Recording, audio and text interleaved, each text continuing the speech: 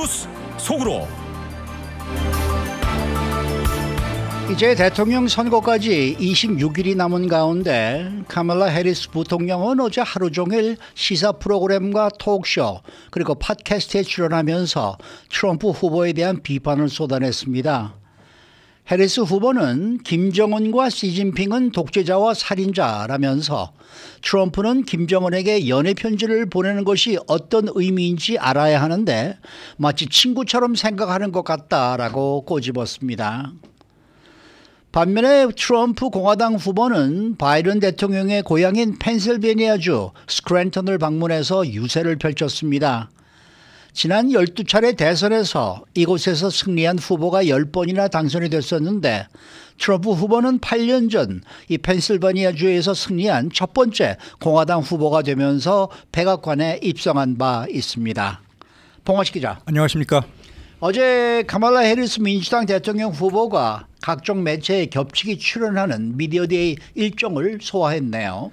그동안 인터뷰를 피하고 도망 다니고 있다 이런 비판까지 받아왔던 해리스 후보였는데 어제는 시사 프로그램, 토크쇼, 팟캐스트 모임까지 한꺼번에 가지면서 트럼프에 대한 공세를 강화했습니다. 라디오 방송인 하워드 스턴 쇼에는 생방송으로 출연을 했는데요. 나는 트럼프가 독재자가 되려는 열망을 지니고 있다고 믿는다 이렇게까지 얘기했습니다. 또 트럼프는 다른 독재자들을 존경하고 그들에게 노란하고 있는데 그것은 트럼프가 그들을 자신의 친구라고 생각하기 때문이다. 이렇게 덧붙이기도 했습니다. ABC 방송 토크쇼에도 나왔습니다. 이 자리에서 트럼프는 무책임함, 냉담의 극치, 그리고 허리케인 헐린 피해도 여러 피해자가 생겼는데 트럼프는 자신의 이익만을 위해서 정치 게임을 하고 있다. 남의 고통에 신경을 쓰지 않고 매우 기초적인 수준에서의 공감 능력도 부족한 사람이 바로 트럼프다. 이렇게 비난을 했습니다. 그리고 또 한 가지 트럼프가 코로나 때 러시아의 푸틴 대통령에게 몰래 검사 키트를 보냈다는 밥 우드워드 기자의 책 내용까지 거론을 했는데요. 김정은과 시진핑은 독재자와 살인마이기 때문에 트럼프가 김정은에게 연애 편지를 보내는 게 어떤 의미인지 제대로 알아야 되는데 트럼프는 마치 자기의 친구라고 생각하고 있는 것 같다. 미국의 외교가 걱정이 된다. 이렇게 일침을 놓았습니다. 네, 발언의 수위가 예전보다 좀 높아졌습니다. 해리스 후보의 발언의 수위가. 선거 막판으로 가면서 두 네. 후보 모두 강경한 발언을 주고받는 것 같습니다. 자, 펜실베니아주를 둘러싸고 지금 현재 숨막히는 유세전이 펼쳐지고 있다고 하는데요. 그 내용도 좀 전해 주십시오. 경합주 7곳 가운데 선거인단이 19명으로 가장 많습니다.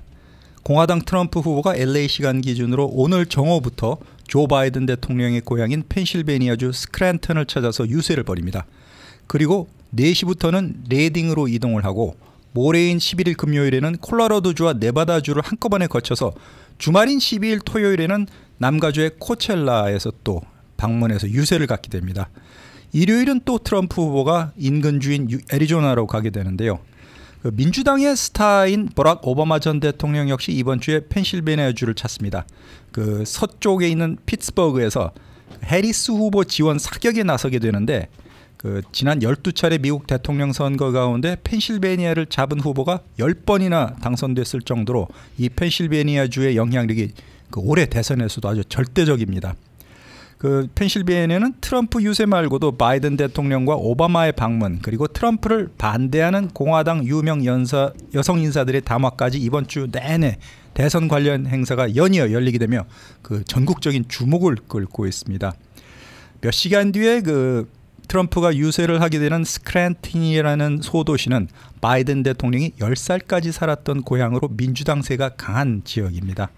전통적으로는 민주당 텃밭으로 여겨졌지만 탄광 산업이 망하면서 도시가 쇠퇴했고 백인들 사이에서 트럼프 지지세가 크게 확장이 되고 있는데 이를 기반으로 트럼프 후보가 8년 전 대통령 선거에서 펜실베니아주를 잡은 최초의 공화당 후보가 되면서 결국 백악관까지 입성한 전례가 있기 때문에 올해 역시 이 펜실베니아를 잡는 후보가 백악관에 들어갈 가능성이 큰 것으로 보입니다. 이 트럼프 후보가 이번 주말에 지금 캘리포니아 코첼라를 방문한다는데 왜 캘리포니아를 방문할까? 여기 뭐 와봐야 그렇다고 해서 뭐 공화당 표가 훨씬 늘어나서 자기가 이길 수 있는 그런 것도 아닌데 왜 올까? 경합주를 차라리 가서 유세하는 게 낫지 않을까? 왜 올까? 이게 참 굉장히 궁금하기도 해요. 그런데 이 펜실베니아 주를 오늘 방문하게 되는데 트럼프는 어떤 연설을 하게 되는 거예요? 네, 펜실베니아를 8년 전에 이기면서 대통령이 됐지만 4년 전에는 조 바이든에게 패배하는 아픔을 겪었던 애증이 겹치는 곳이기도 합니다. 그리고 아까 말씀드렸다시피 여기서 바이든 대통령이 태어난 곳이기 때문에 민주당이 상당히 유리할 수도 있다는 판단에서 트럼프 후보 역시 펜실베니아 재탈환에 아주 사활을 걸고 있습니다. 그렇기 때문에 바이든 대통령과 해리슨 부통령 싸잡아서 민주당 3년 반 동안 미국이 망했다 이렇게 비판을 하고 있는데 펜실베니아주에 살고 있는 분노한 백인들의 표심을 자극하는 그런 연설이 아마 예상되고 있습니다.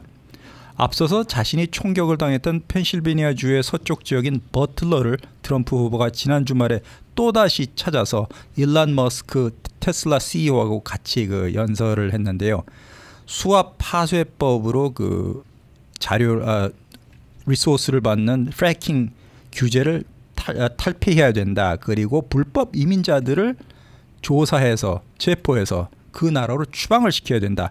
그리고 지금 허리케인이 2차례나 플로리다주를 강타하고 있는데 이게 다 현 정권 민주당 탓이다. 이런 모든 다양한 문제를 끄집어내서 해리스 부통령을 저격할 것으로 예상되고 있습니다. 네, 최근에 나온 뉴스 가운데 불법 이민자 수가 가장 최저를 기록했다라는 소식이 있었는데 그 소식이 전해지지 않았나 봐요. 2,500만 명이 네. 들어왔다고 주장하는데 확실한 수치는 아무도 모르는 것으로 알고 있습니다. 네. 자, 앞서 얘기하시면서 펜실베니아주에 오바마 전 대통령이 가서 지원 유세한다고 그랬는데요. 그러면 해리스 부통령은 펜실베니아 안 가나요? 네, 일단 민주당에서 대중적인 인기 그리고 아직도 막강한 영향력을 과시하고 있는 오바마 전 대통령이 이제 내일 피츠버그를 방문해서 해리스 후보를 지원하는 일정을 소화하고 또 사전 투표를 하세요 이렇게 독려할 예정으로 있습니다. 이 밖에 리즈 체니 전 하원 의원 그리고 트럼프 정부 시절에 백악관에서 일을 했던 엘리사 파라 그리핀 그리고 사라 매튜스 같은 공화당의 유명 여성 정치인들도 오늘 몽고메리 카운티에서 트럼프를 반대하는 노변 담화를 가질 예정으로 있습니다. 선거 분석가 네이트 실버의 모델이 있는데요. 펜실베니아에서 해리스가 이길 경우에는 89%로 백악관의 주인이 될 것이다. 그리고 트럼프가 펜실베니아를 잡을 경우에는 92%의 확률로 공화당이 백악관의 주인이 될 것이다. 이렇게 아주 전망을 했기 때문에 핵심 주 키스톤 스테이트로 불리고 있는 펜실베니아를 둘러싼 경쟁이 선거 막바지에 오히려 더 가속화될 것으로 보이고 남은 일주일 또는 열흘 동안은 이 양당 후보가 거의 펜실베니아주에 살다시피 하면서 막판 유세를 이어갈 것으로 예상이 되고 있습니다. 그리고 최근에는 친팔레스타인 유권자 단체가 해리스 후보를 지지한다 이렇게 선언을 했습니다. 네. 아랍계의 이 같은 표심이 펜실베니아와 함께 경합주로 또다시 꼽히고 있는 미시간주 선거까지 큰 영향을 끼칠 것으로 보이는데요. 만약 해리스 후보가 펜실베니아, 미시간을 다 잡는다면 트럼프가 이기기는 어려울 전망입니다. 네. 이 카멜라 해리스 후보의 정치적 고향이 바로 샌프란시스코인데 샌프란시스코가 여성 정치 리더십의 요람으로 주목을 받고 있다. 이런 기사가 며칠 전에 LA타임즈에 실렸던데 어떤 내용입니까? 네, 캘리포니아뿐만 아니라 미국 전역에서 진보의 상징으로 불리우는 것이 북가주 샌프란시스코입니다. 남가주 LA와 투톱을 이루는 경쟁 도시이기도 한데요. 샌프란시스코가 로스앤젤레스보다 인구는 5분의 1에 불과합니다. 도시 크기도 LA보다 10분의 1, 굉장히 작죠. 그런데도 불구하고 정치적인 영향력은 오히려 LA보다 훨씬 세다는 것입니다. 샌프란시스코는 민주당이 장기 집권을 하고 있는데 그동안에 마약, 절도, 폭력, 총기 사고, 범죄의 온상이 되어가고 있고 보수 진영은 그렇기 때문에 이 도시를 매번 살아있는 지옥이다 이렇게 샌프란시스코를 비하하고 있는 실정입니다. 가로 7마일, 세로 7마일 아주 작은 도시인 샌프란시스코에서 그렇지만 믿을 수 없을 정도로 많은 정치 지도자가 배출이 돼 있고 또 그들이 대부분 여성이라는 것 역시 다른 도시에서는 절대로 볼 수 없다는 그런 특이한 현상이라고 LA 타임스가 짚었습니다. 이번에 대통령 선거에 출마한 해리스 부통령 역시 샌프란시스코 인근의 오클랜드시에서 태어났고 2003년부터 샌프란에서 8년 동안 검사장을 지냈습니다. 3년 전에는 미국 역사상 첫 번째 여성 부통령이 되었고요. 그리고 11월 대선에서 또 첫 번째 여성 대통령직에도 도전을 하고 있습니다. 이 밖에도 연방사원에서 6번이나 당선되면서 여러 가지 여성 최초 기록을 써내려갔던 고 다이앤 파인스타인 상원의원도 샌프란시스코 토박이고요. 의전 연방 서열 3위인 하원 의장까지 지내고 11월 선거에서 20번째 하원 의원 당선을 노리고 있는 낸시 펠로시 의원 그리고 그 바바라 막서 전 캘리포니아 상원 의원까지 샌프란시스코가 굉장히 많은 여성 지도자를 배출하면서 미국 여성 정치 아이콘의 상징 도시로 앞으로도 이런 현상이 이어질 것으로 전망되고 있습니다. 네, 그러면은 LA와는 다르게 샌프란시스코에서 이렇게 여성 정치인들이 승승장구할 수 있었던 요인은 뭘까요? 한두 가지나 굉장히 여러 가지 요인이 복합적으로 작용한 것 같습니다. 예. 제2차 세계대전 이후에 샌프란시스코 인구가 폭증을 하면서 성별, 인종, 국적, 빈부 격차를 막론하고 굉장히 다양한 계층의 사람들이 이 샌프란시스코로 몰려들었습니다. 그렇기 때문에 각 개개인의 권익을 외치는 해방구가 됐고 무대에 있던 활동가, 기금 모금가 자연스럽게 수면 위로 떠오르기도 했고요.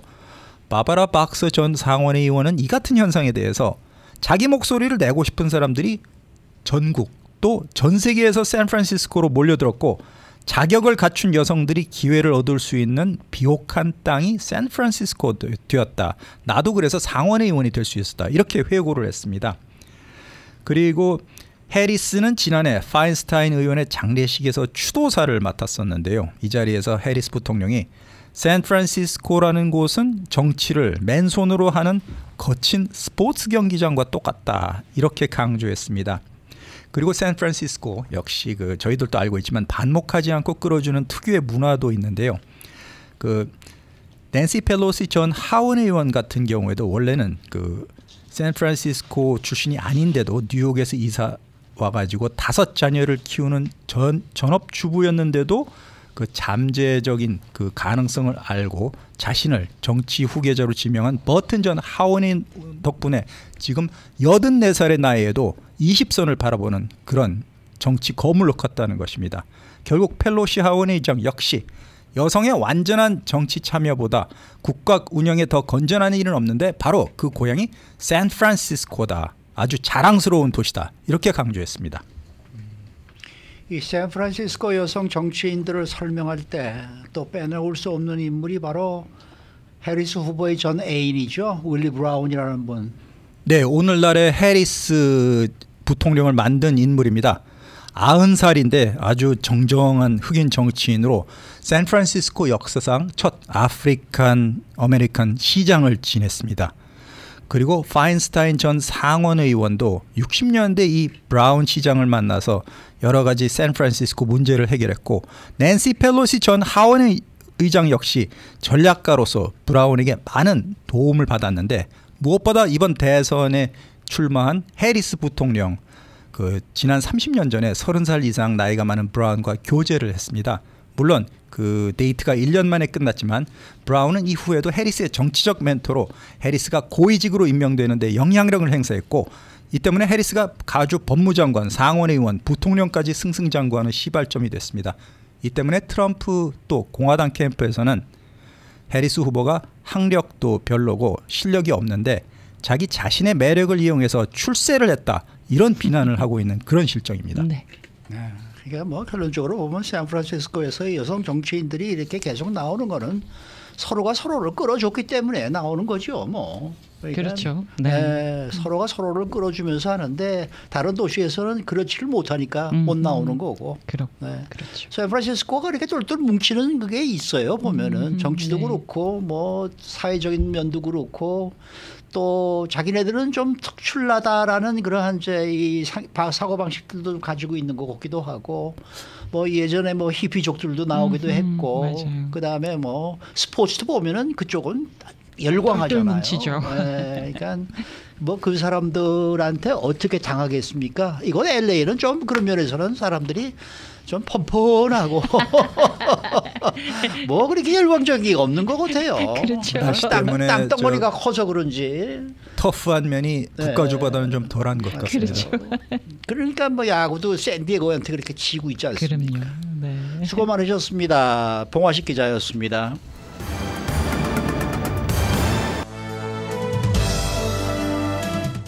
인사이드 아메리카.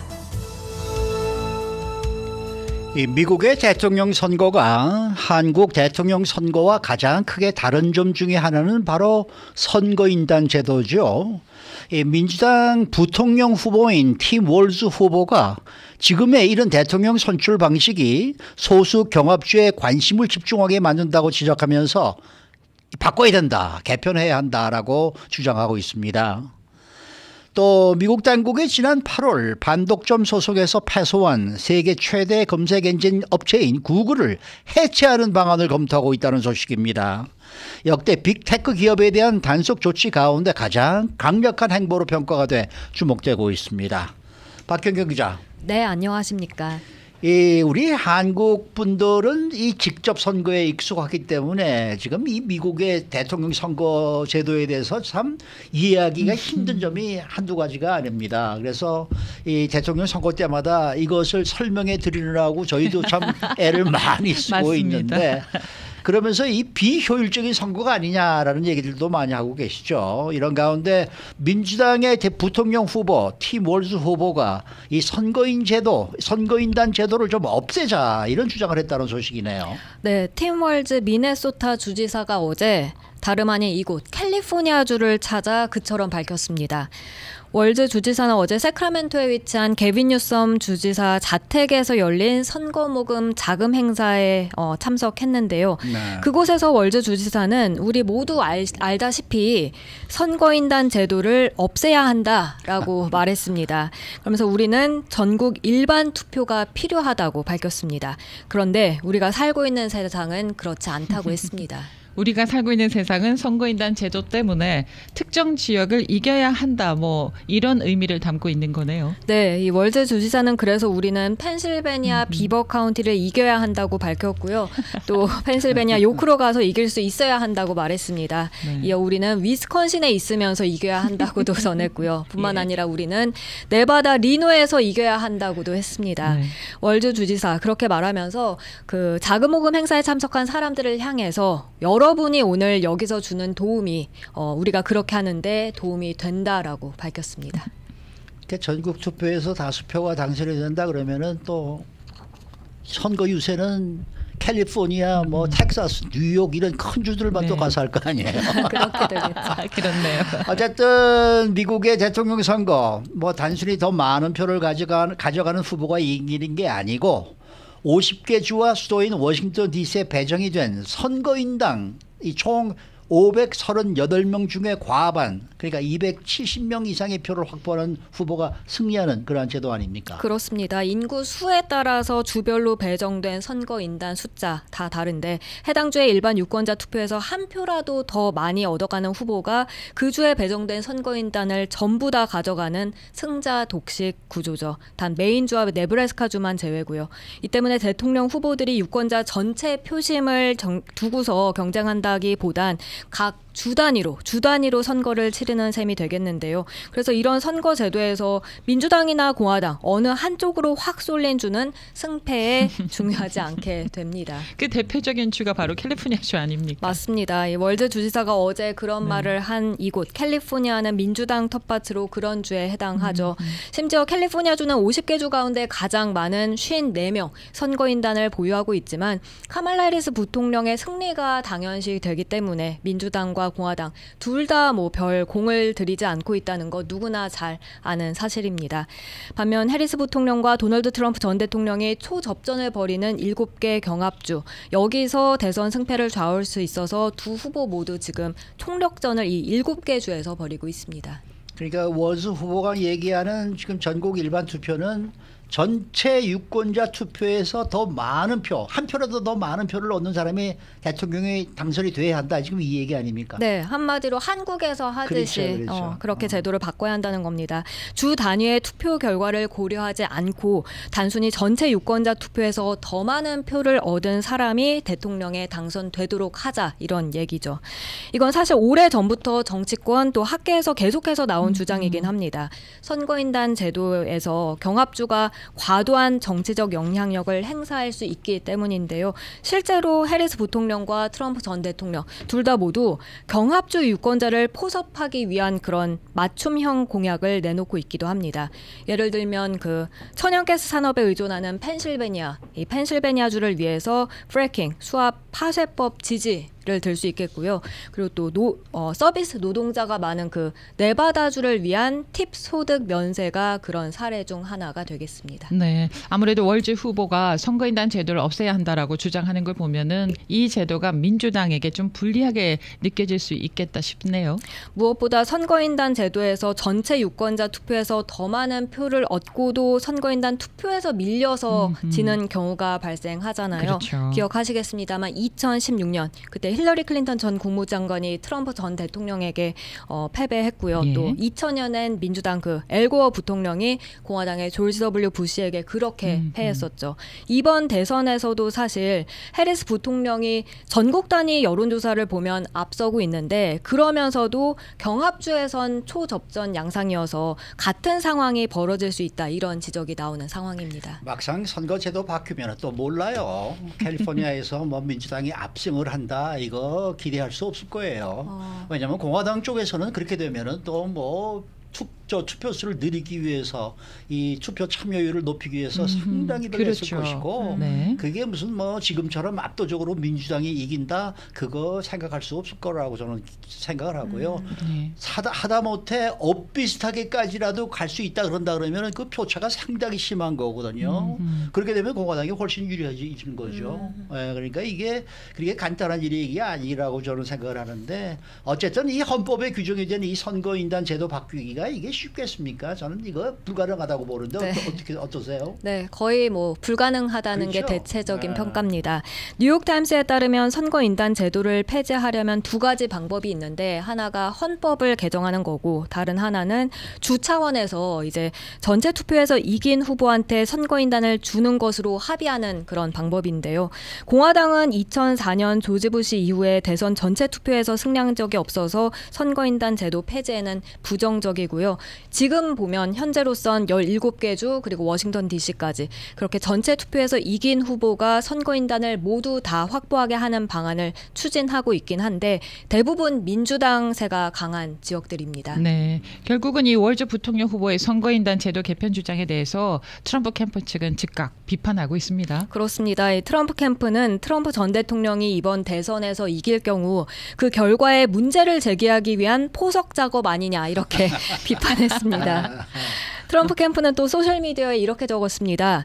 월드 주지사는 헌법 1조를 싫어하고 연방 대법원도 싫어하고 선거인단 제도도 싫어한다, 이렇게 쓰고서 왜 그렇게 헌법을 싫어하는가라고 물었습니다.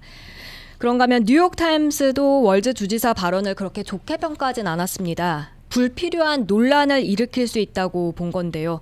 해리스 캠프가 경제, 낙태권, 또 트럼프 전 대통령 위협에 선거 메시지를 집중하고 있는데, 이런 와중에 월즈 주지사의 이런 발언으로 불필요한 논란이 일어날 수 있다고 관측했습니다. 그러자 월즈 주지사 대변인은 해리스 캠프가 선거인단 제도 폐지를 지지하진 않는다, 이렇게 해명하고 나섰습니다.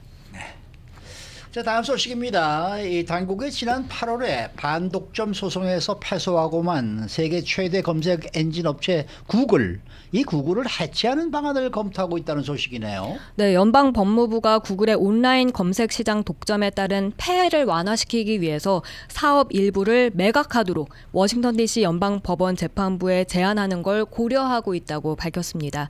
블룸버그 통신, 로이터 통신, 이런 주류 언론들이 일제히 이러한 내용을 전했는데요.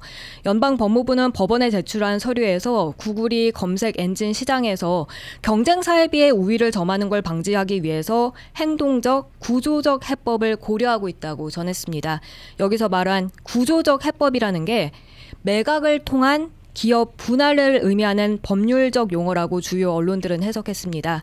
즉 구글을 해체하는 방안을 검토하고 있다는 뜻이 되겠습니다. 네. 그러면요 실제로 연방법무부가 구글 해체에 나서게 되면은 반독점 위반 기업을 대상으로 해서 상당히 오랜만에 추진되는 그런 조치 아닙니까? 네, 이게 약 20년 만에 추진되는 그렇죠. 거라고 하네요. 네. 당시 법무부는 마이크로소프트에 대한 해체를 시도했었는데 그때 성공하진 못했었고요.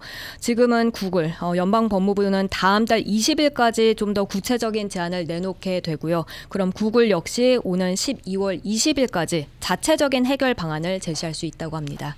당연히 구글은 뭐 강력하게 반발하고 나섰겠네요. 그렇죠. 구글은 이에 대해 급진적이다라면서 소비자와 기업들이 미국 경쟁력에 의도하지 않은 중대한 결과를 초래할 수 있다고 그렇게 반발했습니다. 그리고 구글은 각종 법원 판결에 대해서 최대한 법적 대응을 하겠다는 입장도 나타내고 있는데요. 오늘 아침 이 뉴욕 3대 지수 모두 상승하고 있는데 구글 모기업 알파벳 주가는 오늘 이 소식에 더해서 사실 어제도 샌프란시스코 연방법원이 구글의 앱스토어를 전면 개방하라고 명령한 데 이런 악재들로 인해서 지금 1%대 거의 뭐 1.7%가량 떨어지고 있습니다. 네, 수고 많으셨습니다. 고맙습니다. 박현경 기자였습니다.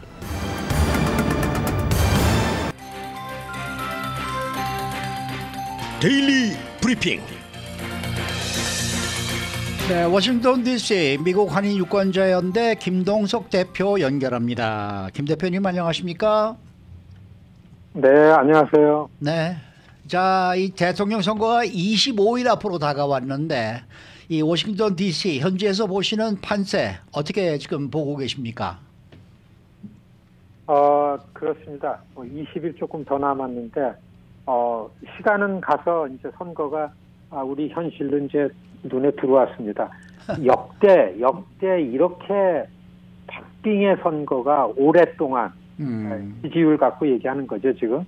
그리고 지지율뿐만 아니라 현장을 다니는 사람들, 그리고 저도 제일 경합 지역이 펜실베니아니까 제가 있는 곳 가까웠기 때문에 웬만하면 양쪽 랠리를 직접 많이 가보려고 많이 다니고 있습니다. 네. 그런데 정말 비슷해요.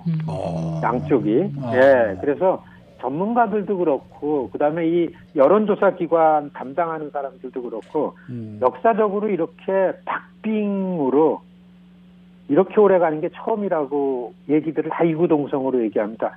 그렇잖아요. 미국 선거가 되게 방대한 나라잖아요. 큰 그렇죠. 국가에서 하는 선거기 때문에 대통령 뽑는다 그러면 이게 뭐 복잡하고 큰 선거 같지만 이번처럼 작은 선거가 또 역시 없었죠. 하는 곳에만. 그러니까 최근에 한 20일 동안 네. 다들 양 후보가 다들 펜실베니아만 오갑니다. 맞아요. 여기에서만. 네, 그래서 그리고 펜실베니아는 지금 그 대박이 났죠. 선거 경기. 네.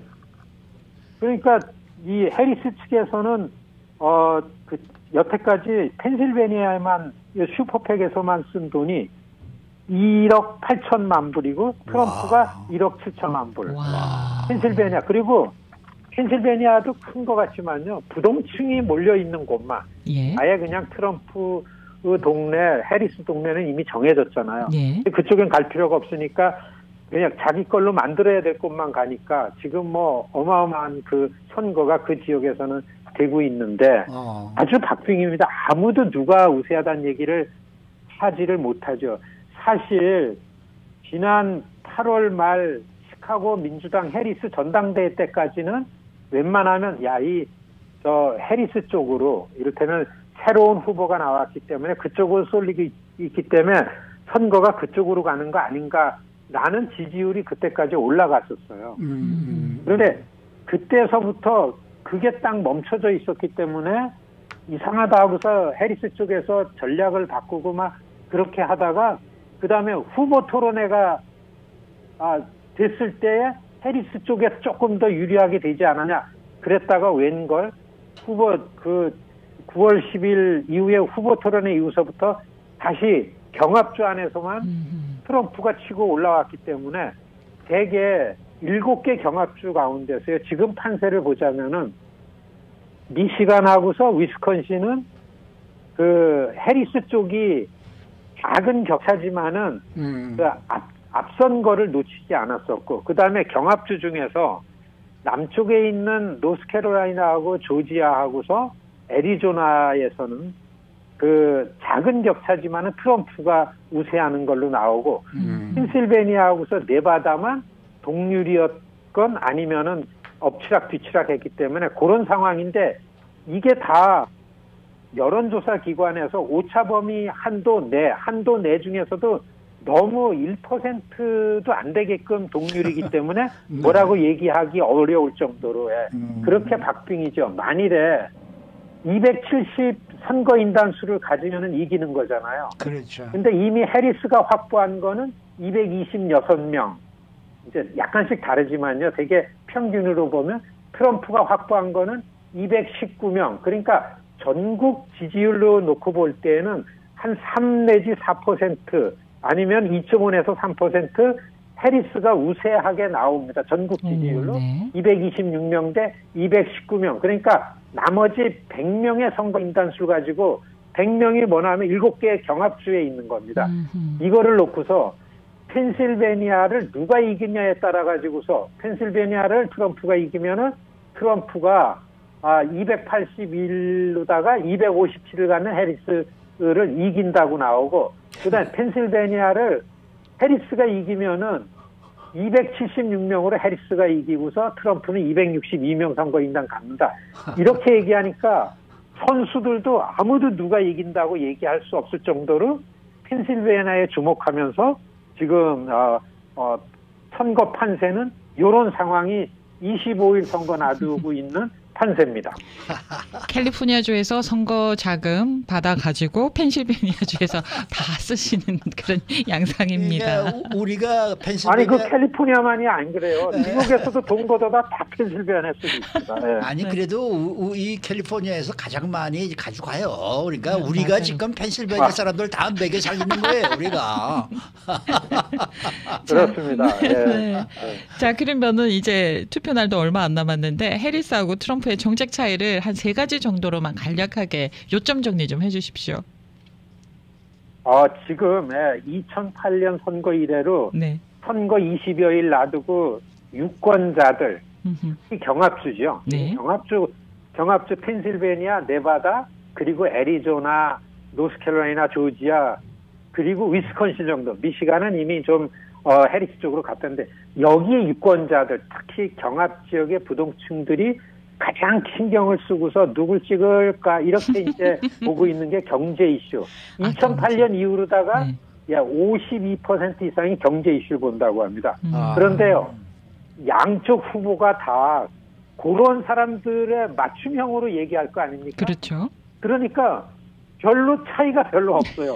크게 보면 차이가 많은데 예. 이걸 놓고서 그러니까 거기가 거기 아닌가 이렇게 보지만 그래도 해리스는 민주당의 해리스는 부통령이잖아요. 네. 그러니까 지금 경제로 바이든 대통령, 해리스 부통령의 경제 정책의 큰 틀은 뭐나 하면은 돈이 좀 있고 큰 기업들이 있고 이런 데서 세금을 많이 걷어서 어려워진 나라를 서민 위주로다가 일자리를 많이 만든다. 이게 뭐나 하면은 인프라 구축이고 재생에너지 중심으로 경제 회복을 하는 그런 경제 정책입니다. 해리스는 다시 대통령이 돼도 이 바이든 해리스 때에 했던 그거를 계속 유지해 나가지 않겠는가. 그렇지만 생활 경제가 중요하니까 가격 비싼 거, 물가를 안정시키기 위해서 가격 폭리를 금지하고 그 다음에 주택 없는 사람들, 주택 건설에 대한 인센티브를 많이 제공하겠다. 저소득층의 가구에 대해서는 세금 공제를 크게 하겠다. 그 다음에 부유층이나 기업에 대해서는 세금을 좀 올리겠다. 이게 이제 해리스 쪽이 경합주의 유권자들한테 얘기하는 거고, 트럼프 쪽에서도 그 세금을 저소득층들한테는 세금을 깎고 트럼프도 세금을 어디다 걷나 하면 대기업들이나 부자들한테 세금을 걷겠다. 왜냐하면 경합지역에 많은 유권자들이 거기에 맞기 때문에요. 이런 얘기를 하고 있습니다. 그리고 또 그 사람들한테 사회보장, 메디케어 이런 거나 삭감하지 않겠다. 남 믿고서 따르고 나한테 찍어라. 이런 얘기를 하는 걸로 다 볼 때에는 경제 이슈에 있어서도 큰 틀에서는 차이가 많이 나지만은 지금 다수 유권자들 이런 유권자들에 대해서는 차이가 별로 좁아지고 있다. 이게요. 어떻게 설명을 해야 되나 하면은 이게 옛날 같으면은 야 돈을 막아지고서 광고를 해가지고서 유권자의 마음을 샀잖아요. 지금은 유권자들을 직접 가기 때문에 점점 더 유권자들 눈높이에 맞게끔 정책이 나온다. 이렇게 보여지는 걸로 보고 이민은 이민 문제는 우리한테 중요하지 않습니까? 이민자 그룹이니까. 이민 문제에 있어서는 이민 경제는 트럼프가 좀 앞서고 있는데 이민 문제에 있어서는 미국 사회가 다수 유권자들한테는 좀 이민 정책을 까다롭게 하는 게 선호합니다. 그래서 이거를 쉽게 얘기하면 반이민이라고 그러죠. 네. 아닙니까? 그러니까 불법 이민을 막고 난민을 좀 제한하고서 그 망명 신청자들을 제한해서 받겠다라는 게 심지어는 해리스도 그런 얘기를 하고 미국의 이민 정책의 안전을 위해서 한다 그러고 그렇지만 이민이나 이주 문제 근본적인 원인을 해결하기 때문에 불법과 합법 이민을 가르치고 트럼프는 그냥 이민자들 다 분리해가지고 서름 이민자들 잡아놓고서 추방시키겠다 이런 게 하는데 이런 이민 정책의 차이가 트럼프가 더 유리하다 이렇게 보여지는 거고요. 외교 국방은 그냥 이렇게 보면 됩니다. 트럼프는 동맹 그런 게 중요하지 않고 아메리카 퍼스트다 돈벌이 되는 걸로다가 가겠다라는 게 외교 국방 정책을 하는데 이 해리스 쪽은 그래도 동맹이 중요하니까 동맹들을 잘 규합해서 이게 어디에 차이가 나냐면요. 전쟁 관련은 지금 이게 차이가 많이 나죠. 왜냐하면 해리스는 나토 중요하다. 우크라이나 지원해가지고 왜냐하면 폴란드도 그게 중요하니까 옆에 나라니까. 그래 우크라이나 지원 계속하겠다는데 트럼프 쪽은 아니죠. 전쟁 중단.